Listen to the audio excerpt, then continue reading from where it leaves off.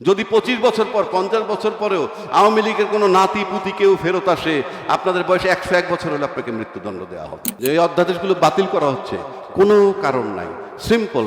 অধ্যাদেশগুলো বানানো হয়েছিল আবার যাতে হাসিনা তৈরি না হয়। আর যারা বাতিল করছেন তারা হাসিনা তৈরি করবেন, আপাতত তারা নিজেরাই হাসিনা হবে। যে বাংলাদেশটা দুই ভাগে বিভক্ত, আমলা এবং সাধারণ জনগণ। আর আমলার সাথে যোগ দেয় কারা? সাধারণ জনগণ, যাদেরকে নির্বাচন করে পার্লামেন্টে পাঠায়। তখন আমলা আর ওই সরকারের প্রতিনিধি একত্র হয়ে যায় তারা ইসরায়েল, আর দেশের বাকি জনগণ হইল ফিলিস্তিন। একটু আগে বদুল আলম মজুমদার ভাই আমাকে প্রশ্ন করছিল, সাদা বইটা নিয়ে আসছেন কেন? সাদা বইটা হইল সংবিধান। তো বললাম যে সংবিধান হাতে থাকলে মানুষ একটু কেয়ার করে, কিন্তু ইনফ্যাক্ট ইন রিয়েলিটি আমরা দেখলাম এই সাদা বইটাকে সবচেয়ে বেশি অবহেলা করতেছে আজকে সরকারি দল। যদি প্রশ্ন করেন কেন, আমি উত্তর দিচ্ছি। প্রশ্নটা হলো এরকম যে আপনি যেহেতু সংবিধান পালন করতেছেন, তাহলে সংবিধান মোতাবেক চলবেন। যেই কথাটা পার্লামেন্টে রিপিট হয়েছে যে 4-এর ক মোতাবেক অফিস আদালত সর্বত্র শেখ মুজিবুর রহমান সাহেবের ছবি ঝোলার কথা, এবং 6ষ্ঠ তফসিল মোতাবেক স্বাধীনতার ঘোষক শেখ মুজিবুর রহমান, উনি বললেন যে সেই জন্যই তো আমরা সংশোধনটা চাই। তার মানে সংশোধন করে বাতিল করবেন। আই ডু অ্যাডমিট, আপনি সংশোধন করে বাতিল করবেন, কিন্তু আপনার জানা উচিত, যেহেতু আপনি আইনের টিচার, অলরেডি এখানে তুষার বলে গেছে যে উনি আমাদের সবার স্যার, তো উনি যেহেতু আইনের শিক্ষক, ওনাকে জানতে হবে যে ফৌজদারি অপরাধের কোনো তামাদি হয় না। আপনারা জানেন বঙ্গবন্ধু শেখ মুজিবুর রহমান হত্যার বিচার কবে হয়েছিল। আপনারা জানেন 71-এর মুক্তিযুদ্ধের অপরাধের জন্য বা মানবতা বিরোধী অপরাধ যারা করছে তাদের বিচার কবে হয়েছিল। তার মানে এটা তামাদি হয় না। আপনি কবে সংশোধন করে বাতিল করবেন সেটা পরের কথা, কিন্তু এখন পর্যন্ত যে আপনারা সংবিধান লঙ্ঘন করতেছেন, এই আইনের আওতায় আপনাদেরকে যে কোনো লোক পরবর্তীতে ক্ষমতায় এসে আপনাদেরকে ক্রিমিনাল অপরাধ হিসাবে দাঁড়া করতে পারবে। এটার মানে হচ্ছে যে আপনি সংবিধান মানছেন না। এখন সংবিধান না মেনে চলছেন কিভাবে? 2/3 মেজরিটি। প্রশ্ন হচ্ছে যে 2/3 মেজরিটি এমন একটা জিনিস, আপনারা কি দেশ গড়বেন না দল গড়বেন, এবং দল গড়ার পর কি ব্যক্তি গড়বেন কিনা, বিষয়টা হলো এইখানে। আমি একটা সিম্পল কথা বলি। ইতিমধ্যে আপনারা জেনেছেন যে বিএনপির যে 31 দফা, তার পয়লা দফায় ছিল সংবিধান সংস্কার কমিশন, অথচ পার্লামেন্টে দাঁড়িয়ে উনি বলছেন সংবিধান সংস্কার হয় না। উনি বলেছেন কি? উনি বলেছেন যে সংবিধান স্থগিত হয়, সংবিধান সংশোধন হয়, সংবিধান বাতিল হয়, কিন্তু সংস্কার হয় না। তো ওনার 31 দফার মধ্যে সংবিধান সংস্কার কমিশন, সংবিধান সংশোধন কমিশন ছিল না কেন? তার মানে সংস্কার হয়। আর যদি বলেন যে সংস্কার হয় না, তাহলে আপনারা ভুল লিখেছেন এবং সেটা আপনি জানেন না। তারপরে যখন আপনি আসছেন নির্বাচন ইশতেহার দিয়েছেন, সেখানে 1 আর 2-তে সেখানেও বলা হয়েছে সংবিধান সংস্কার করবেন। তো আপনি সংবিধান সংস্কারের কথা তো আপনারাই বলেছেন, আর জুলাই সনদেও সংবিধান সংস্কারের কথা আসছে। তো সব জায়গায় তো সংবিধান সংস্কারের কথা আসছে। এইবার আসেন, আপনারা এটা মানছেন না। ইয়েস, আপনি না মানলে কিচ্ছু আসে যায় না, কারণ 2/3 মেজরিটি, এটাই বাংলাদেশ। আপনি একবার 2/3 মেজরিটি পাওয়ার মানে হচ্ছে আপনি সব আইনের ঊর্ধ্বে। কিন্তু একবার চক্ষু বন্ধ করে চিন্তা করেন, 80 বছর বয়স, 78 বছর বয়স, 85 বছর বয়স, রাষ্ট্র চালনা করতে করতে দিনের জীবন শেষ করে ফেলেছে, 40 বছর 50 বছর রাজনীতি করতেছে, কারাগারে কেন? জীবনের শেষ পর্যায়ে এত রাজনৈতিক অবদান আপনাদের, দেশ গড়লেন, সবকিছু গড়লেন, শুধুই দেশ গড়লেন, দেশের জন্য জীবন বিসর্জন দিলেন, কারাগারে কেন? দেশের জন্য যারা জীবন দেয় বা দেশের জন্য যারা কাজ করে, হয় তারা শহীদ হয়ে যায়, আর নয় বেঁচে থেকে পান্তা ভাতার ওই মরিচ পেঁয়াজ দিয়া ভাত খায়।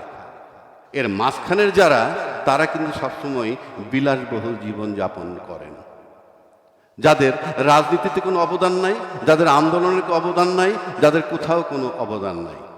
এইবার আসি আমরা কিছু বাতিল অধ্যাদেশ নিয়ে। বাতিল অধ্যাদেশ যেগুলা, যে অধ্যাদেশগুলো বাতিল করা হচ্ছে কোনো কারণ নাই, সিম্পল।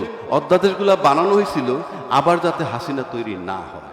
আর যারা বাতিল করছেন তারা হাসিনা তৈরি করবেন, আপাতত তারা নিজেরাই হাসিনা হবেন। সে কারণেই এই অধ্যাদেশগুলো বাতিল করছেন, এছাড়া আর কোনো কারণ নাই। আপনার এই অধ্যাদেশ যেগুলো আছে, এগুলো যদি বাতিল না করে কার্যকর করেন, এগুলোকে পাশ করানো হয়, বলেন, এটা কি দেশের কোনো ক্ষতি হবে? হবে না। সাধারণ জনগণের কোনো ক্ষতি হবে না। বিদেশের শক্তিদের সাথে আমাদের কোনো সম্পর্ক নষ্ট হবে না। টোটালটা আমাদের আভ্যন্তরীণ। দেশের অর্থনৈতিক ক্ষতি হবে না। দেশের দুর্নীতি হবে না। কিন্তু তারপরে আমি করছি কেন? এইগুলো সব আমরা করব তাই। এই কারণেই আমি অধ্যাদেশগুলো বাতিল করা হচ্ছে। সুতরাং সিম্পল আমি বলতে চাই, এই অধ্যাদেশের সাথে সম্পর্ক দুই পক্ষ বাঁচা। রাষ্ট্র পরে, আগে নিজে বাঁচবেন। আপনি যদি মুরগিকে প্রশ্ন করা হয়েছিল যে হে মুরগি বলতো তোর বেশি মায়া না তোর বাচ্চার জন্য বেশি মায়া, বললো আমার বাচ্চার জন্য খুব মায়া। তখন গরম তাওয়ার উপরে মুরগি এবং তার দুটো বাচ্চাকে ছেড়ে দেওয়া হইল। একটু পরে দুই পায়ের নিচে দুইটা বাচ্চা নিয়ে মুরগি উপরে দাঁড়িয়ে থাকলো। অর্থাৎ নিজের চেয়ে কাউকে কেউ বেশি ভালোবাসে না। পৃথিবীতে আপনাকে বেশি কেউ ভালোবাসে না। প্রতিবেশী রাষ্ট্র বলেন, অন্য রাষ্ট্র বলেন, যে কোনো রাষ্ট্র বলেন, আগে তার যার যার দেশ। ব্যতিক্রম শুধু আমরা শুধু আমাদের দেশ ভাবি না, আমরা আমাদের ব্যক্তিদেরকে ভাবি। এই ব্যক্তিদেরকে যখন ভাবি, আমি একজন সচিবকে প্রশ্ন করছিলাম, রিটায়ার্ড সচিব, তার বাসায় গিয়ে অনেকদিন আগে, যে আমি আপনার বাসায় ঢোকার সময় দেখলাম যে রাস্তাঘাটের ভাঙাচুরা। আপনি তো দীর্ঘদিন সরকারের দায়িত্বে ছিলেন, রাস্তাঘাট ভাঙাচুরা, স্ট্রিট ল্যাম্প নাই, কিন্তু আপনার ভিতরে তো রাজপ্রাসাদের মতো। তখন সে বলতেছে সেটা তো আমরা বুঝতে পারবো না, যারা কাজ করেছে তারা। আমি কই না, ওই রাস্তার যে টাকা, স্ট্রিট ল্যাম্পের যে টাকা, সেই টাকা আপনার বাড়িতে, এই জন্য রাস্তার এই দুরবস্থা। সুতরাং আপনি যখন বেহেশতে থাকেন, দেশবাসী তখন দোজগে থাকে।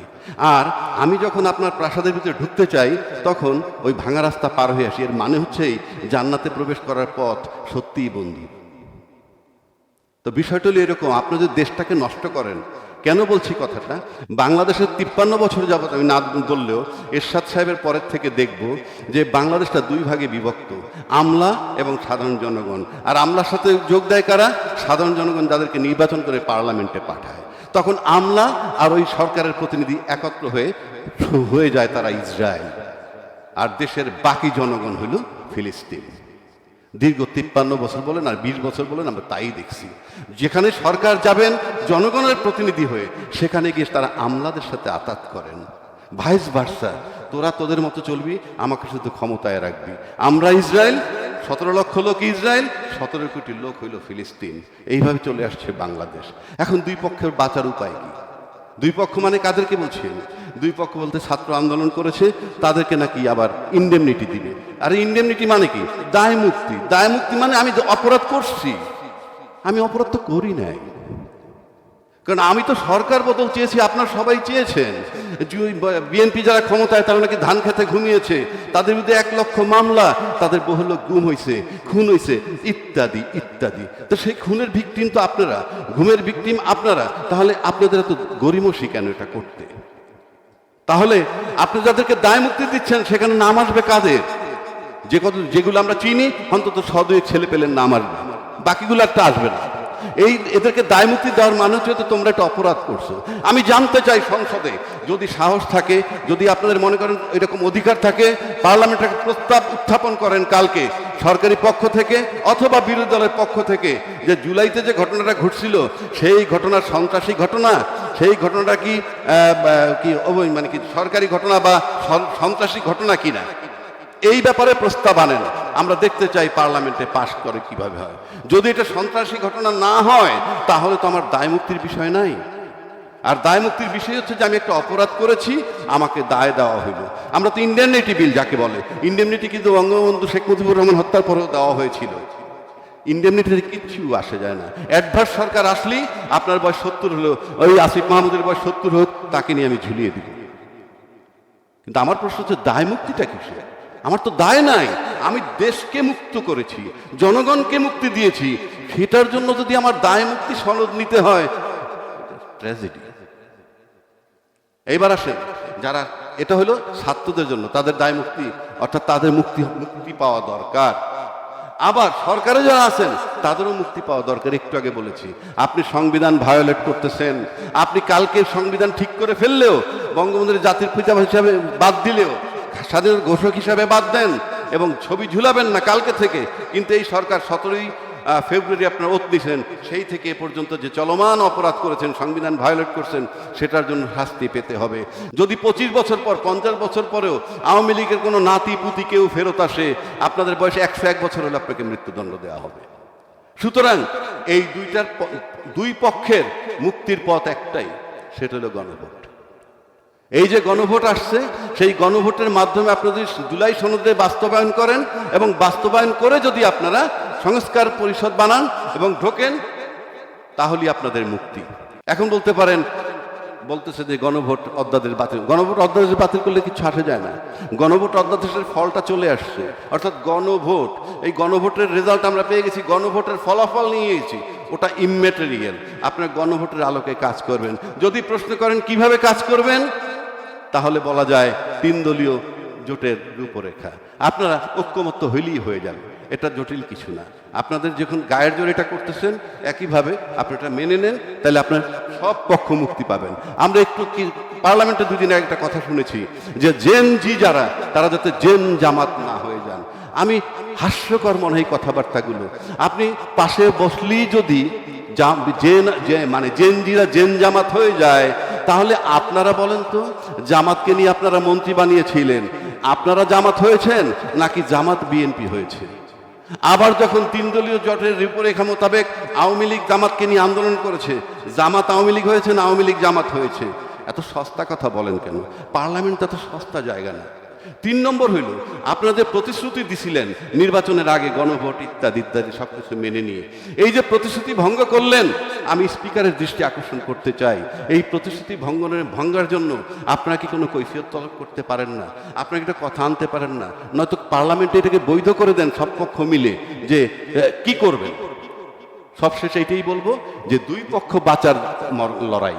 যারা দায় মুক্তি যাদেরকে দিতে চান, সেই ছাত্র সমাজ, আজকে যারা এনসিপি করছে, আর আপনারা যারা সংবিধান ভায়োলেট করতেছেন, এই 2 পক্ষের বাঁচার একটাই পথ, সেটা হইল গণভোটের আলোকে জুলাই সনদ বাস্তবায়ন। নয়তো সময়ের ব্যবধানে কনসিকুয়েন্স ভোগ করতে হবে, যেভাবে ভোগ করতেছে 15 বছর শাসন করা আওয়ামী লীগের ব্যক্তিবর্গ। ধন্যবাদ সকলকে।